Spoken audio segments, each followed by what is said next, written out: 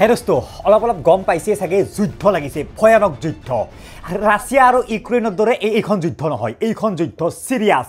Iran আৰু ইজৰাইলৰ মাজত ফাৰ্ষ্ট ইজৰাইলে ইৰাণৰ ওপৰত মিছাইলেৰে আক্ৰমণ কৰিলে আৰু ক'লে যদি আমি এই আক্ৰমণটো নকৰিলো হয় নেক্সট 15 দিনৰ ভিতৰত ইৰাণে নিউক্লিয়াৰ বোমা বনাই পেলালে হয় আৰু আমাৰ বজুত মিটাই পেলালে হয় তো এনেকে কৈ পিনে ইজৰাইলৰ প্ৰধানমন্ত্ৰীয়ে লঞ্চ কৰিলে operation rising lion For my house, nothing left. Nothing left. The house is worse than what you see here. The truth is that I am afraid. তো বৰ্তমান সময়ত এনেকে দুয়োখন দেশৰে হাজাৰ হাজাৰ মানুহৰ ঘৰ বৰবাদ উঠিছে আৰু ইৰাণো এলাউলা দেশ নহয় ইৰাণৰ লগতো বহুত টকা আছে ইভেন বহুত তেল পোৱা যায় ইৰাণত তো ইৰাণেও ইজৰাইলৰ ওপৰত ডাইৰেক্ট আক্ৰমণ মিছাইলেৰে কৰিলে মানে বৰ্তমান এখন খতৰনাক যুদ্ধ লাগিছে মিডিল ইষ্টত আৰু এই যুদ্ধত ডাইৰেক্ট নহলেও ইনডাইৰেক্টলি হলেও নামি পৰিছে আমেৰিকা চীন ৰাছিয়া সকলোবিলাক দেশ মানে আল্টিমেটলি বিশ্বযুদ্ধ তৃতীয় হোৱাৰ সম্ভাৱনা নেকি এয়া ডাঙৰ কথা একো নহয় আজিৰ দিনত কাৰণ কি হৈ আছে গম পাইছে প্লেন দুৰ্ঘটনাৰ পৰা কিবা পাকিস্তান ভাৰতৰ যুদ্ধৰ পৰা তো বলক আমি ভিডিঅ'টো আৰম্ভ কৰোঁ ক'ত কি কিয় হৈ আছে অলপ জানিব চেষ্টা কৰোঁ চাওক এইখন যুদ্ধ কিয় লাগিছে তাৰ হিষ্ট্ৰী চাব গ'লে এনেকুৱা 10 মিনিটৰ এটা ভিডিঅ'ত নহয় চিম্পলি এইটো ধৰক যে ইৰাণ আৰু ইজৰাইল আগতে ফ্ৰেণ্ডে আছিল মানে এনেহেন যে ইজৰাইলৰ মিলিটাৰীয়ে ইৰাণৰ মিলিটাৰীক ট্ৰেইন কৰে দুয়োখন দেশ মিলা প্ৰীতিৰে আছিল কিন্তু 1979 পিছত ইৰাণত এটা বহুত ডাঙৰ ইছলামিক ৰেভলিউশ্যন আৰম্ভ হ'ল আৰু লাহে লাহে এই দুয়োখন দেশৰ যিখিনি চিন্তাধাৰা ভাৱ তাত বৃহৎ পাৰ্থক্য আহিব ধৰিলে আৰু দুয়োখন দেশ আল্টিমেটলি দুশ্মন হৈ পৰিল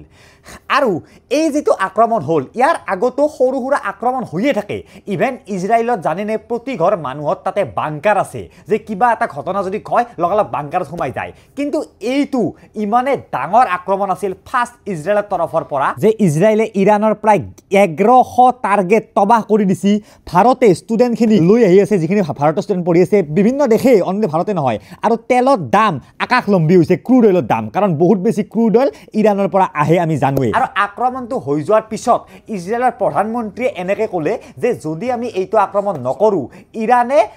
নিউক্লিয়াৰ বোমা বনায়ে আৰু জাষ্ট 15 দিন দূৰ আছিল তো সেই নিউক্লিয়াৰ বোমা প্লেণ্টতে ইজৰাইলে আক্ৰমণ কৰিলে আৰু তাৰ চিফ অফিচাৰৰ পৰা নিউক্লিয়াৰ বোমা বনোৱা চাইণ্টিষ্টৰ পৰা বহুত মানুহ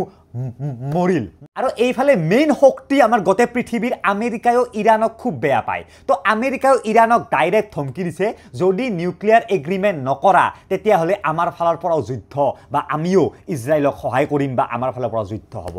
US President Donald Trump has had one warning for Iran. They have to make a deal. It's painful for both parties, but I'd say Iran is not winning this war, and they should talk immediately before it's too late. তো কিয় ইমান ভয় খাইছে বাৰু ইজৰাইলে হওক আমেৰিকাই হওক ইৰাণে নিউক্লিয়াৰ বোমা বনাই থকাৰ কাৰণে নিউক্লিয়াৰ বোমাটো পাকিস্তানৰ লগতো আছে নিউক্লিয়াৰ বোমাটো আমাৰ ভাৰতৰ লগতো আছে কিন্তু এই গোটেই ঘটনাটো আৰম্ভ হয় মে মাহৰ পৰা ইণ্টাৰনেশ্যনেল এটমিক এজেঞ্চি নামৰ এটা সংস্থা আছে যিটো সংস্থাই চাই কাৰ লগত কিমান নিউক্লিয়াৰ শক্তি আছে এই সংস্থাটোৱে এটা ৰিপৰ্ট উলিয়াইছিল যে ইৰাণৰ লগত বৰ্তমান আছে 60% এনৰিচ ইউৰেনিয়াম এটা ইউৰেনিয়াম এটা মেটেল হয় যিটো মাটিৰ তলত পোৱা যায় আৰু এই ইউৰেনিয়ামটোৰ এটা এটমৰ নাম হৈছে U235 আৰু এই এটমটোৰে এটমিক বোমা বনোৱা হয় কিন্তু এইটো ইমান সহজ নহয় সো সৰু সুৰা দেশে এইবিলাক কৰিব নোৱাৰে অনলি 0.7% এই এটমটো থাকে এতিয়া এটমটো যদি ইউৰেনিয়ামৰ পৰা উলিয়া হয় তাকে এনৰিচমেণ্ট বোলে আৰু এখন দেশে যদি এটমটো 90% উলিয়ায় কিবা এটা কাৰণে গোটেই পৃথিৱী ডেঞ্জাৰত আহি যায় যে এইখন দেশৰ লগত এতিয়া পাৱাৰ থাকিব আৰু আমেৰিকা আৰু ইজৰাইলে এইটো কেতিয়াও হ'ব নিদিয়ে যে ইৰাণৰ দৰে যদি এনেকুৱা এখন দেশৰ লগত নিউক্লিয়াৰ পাৱাৰ আহি যায় আমেৰিকাৰ ওপৰতো খতৰা আহিব আৰু হিয়ৰ ওপৰতো ইজৰাইলৰ ওপৰতো খতৰা আহিব তো এই এটেকটো কৰিলে এতিয়া এক সেকেন্ড নিউক্লিয়াৰ বোমাটো ভাই নৰ্থ কোৰিয়াৰ লগতো আছে আমাৰ ভাৰতৰ লগতো আছে ৰাছিয়াৰ লগতো আছে চাইনাৰ লগতো আছে ফ্ৰান্সৰ লগতো আছে ইংলেণ্ডৰ লগতো আছে আৰু বহুতে এনেকৈ ভাবে যে ইজৰাইলৰ লগতো নিউক্লিয়াৰ বোমা চাগে অলৰেডি আছে মনে মনে ৰাখি থৈ দিছে কাৰণ ইজৰাইল কিমান শক্তিশালী ইজৰাইলৰ ডিফেন্স সিস্টেম হওক কিবা হওক তো এই ইৰাণ দেশখনে নিউক্লিয়াৰ বোমা বনাব ধৰোতে ইমান কিয় পাগল হৈ গৈছে ইজৰাইল হওক আমেৰিকা হওক যে যেনেকৈ নহওক ৰাখিব লাগে তাৰ কাৰণ হৈছে বেলেগ দেশবিলাকে নিউক্লিয়াৰ বোমা কিহৰ কাৰণে সেই কৰে ৰাখে নিজৰ ডিফেন্সৰ কাৰণে কিন্তু ইৰানৰ প্ৰাইম মিনিষ্টাৰে ডাইৰেক্ট কয় যে ইজৰাইল হৈছে এখন কেঞ্চাৰ আৰু তাক ৰিমুভ কৰিব লাগে মানে যদি নিউক্লিয়াৰ বোমা কিবা কাৰণত ইৰানে বোমাই ডাইৰেক্ট ইজৰাইলৰ পৰা আক্ৰমণ কৰিবলৈ বনোৱাৰ দৰে হ'ব আৰু ইজৰাইল ইমানে সৰু জায়গা যে এটা নিউক্লিয়াৰ বোমা দিলে ধ্বংস হৈ যাব বা যদি সেই কৰে তো সেইভাবে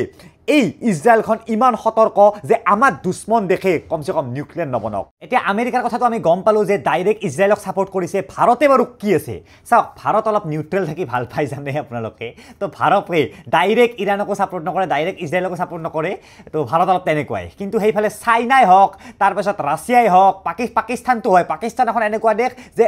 only Islamic country যাৰ লগত নিউক্লিয়াৰ শক্তি আছে তো পাকিস্তানে সাপোৰ্ট কৰি আছে ইৰানক কাৰণ ইসলামিক হিচাপে আৰু তো এইটো এটা বহুত ডাঙৰ খটৰা যদি কিবা কাৰণত পাকিস্তানক সহায় লৈ পিনে ইজৰাইলৰ ওপৰত নিউক্লিয়াৰ আক্ৰমণ কৰে যেটো কৰিব নোৱাৰে বাৰু এটো অলপমান ইম্পসিবল টাইপৰ কথা কিন্তু কি ঠিক পৃথিৱীত জি হৈ আছে কৰিব পাৰে হা তো সেইভাবে বৰ্তমান কতে ওয়াৰ্ল্ডত হাল্লা লাগি আছে যে কি হ'ব এতিয়া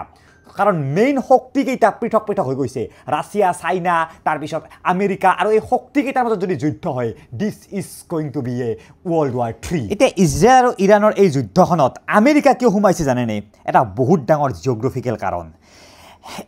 এইটো হৈছে ষ্ট্ৰেইট অফ হাৰমুজ মানে এটা সাগৰীয় ৰাস্তা যিটো ৰাস্তা বহুত ইম্পৰ্টেন্ট হয় যিটো দুখন তিনখন মান সাগৰক লগ কৰে একফালে আছে ইৰাণ একফালে আছে ওমান মানে মিডল ইষ্টত বহুত তেল পোৱা যায় আৰু সেই তেলবিলাক গোটেই পৃথিৱীলৈকে এই ৰাস্তাটোৰে যায় গোটেই পৃথিৱীৰ আপুনি যদি চাই ডেইলি 20% অইল ফ্লো এইটো ৰাস্তাৰে হয় আৰু এই ৰাস্তাটোৰ কিছু কন্ট্ৰোল আছে ইৰানৰ লগত তো যদি ইৰানে এই ৰাস্তাটো কিবাকে ব্লক কৰাৰ পাৱাৰ আহি যায় গোটেই পৃথিৱীৰ ইকোনমি বৰবাদ হৈ যাব কাৰণ মিডল ইষ্টৰ পৰা কুৱেটৰ পৰা হওক ডুবাইৰ পৰা হওক জোৰ পৰাই জি তেল আহিব লাগে সব সেইটো ৰাস্তাৰে তেলবিলাক আহে না নাই গোটেই পৃথিৱীলৈকে মানে গোটেই পৃথিৱীৰ লাইফলাইন সেই ঠাইখিনি সেই সাগৰ সেই নদী টাইপ ৰাস্তাটো তো এই ৰাস্তাটো যদি কিবা কাৰণত ইৰানে বন্ধ কৰি দিয়ে আৰু যদি ইৰানৰ লগত নিউক্লিয়াৰ পাৱাৰ আহি ইৰানে যদি সঁচাকৈ বহুত পাৱাৰফুল হৈ বন্ধ কৰি দিয়ে তেতিয়াহ'লে মানে শেষ হৈ যাব গোটেই পৃথিৱী সেইভাবে গোটেই পৃথিৱী চিন্তিত এই ঠাইখিনিক লৈ আৰু আমেৰিকাও চিন্তিত আৰু আমেৰিকাই সেইভাবে কেতিয়াও ইৰাণ ইৰাক এইবিলাক দেশৰ যাতে নিউক্লিয়াৰ শক্তি হ'ব নোৱাৰে তাৰ কাৰণে সদায় ধ্যান ৰাখে আৰু এটা কথা আছে যদি ইৰানে নিউক্লিয়াৰ শক্তি বনায় ইৰাকেও বনাব সৌদিও বনাব কুৱেটেও বনাব তো এটা নিউক্লিয়াৰ এটা জং শুৰু হৈ যাব আৰু নিউক্লিয়াৰ যে এগ্ৰিমেণ্ট আছে এগ্ৰিমেণ্টতো এইবিলাক দেখাই ইমান জলদি আহিব নোখোজে কিছুমান নিউক্লিয়াৰ এগ্ৰিমেণ্ট কৰা থাকে যে নিউক্লিয়াৰ যাতে আক্ৰমণ কৰা নহয় নিজৰ সিহৰ কাৰণে কিন্তু সঁচাকৈ যদি শেষত এটা কথা কওঁ এনেকৈ কোৱা হয় ন যদি তৃতীয় বিশ্বযুদ্ধ হয় কিবা কাৰণত আৰু সেই বিশ্বযুদ্ধ যদি নিউক্সৰ দ্বাৰাই হয় মানে নিউক্লিয়াৰ বমৰ দ্বাৰাই হয় পৃথিৱী বাচি নাথাকে আৰু নেক্সট চতুৰ্থ বিশ্বযুদ্ধখন আমি তৰোৱাল আৰু ধনুকাল লৈ যুঁজিম পৃথিৱীৰ মানুহ নাথাকিব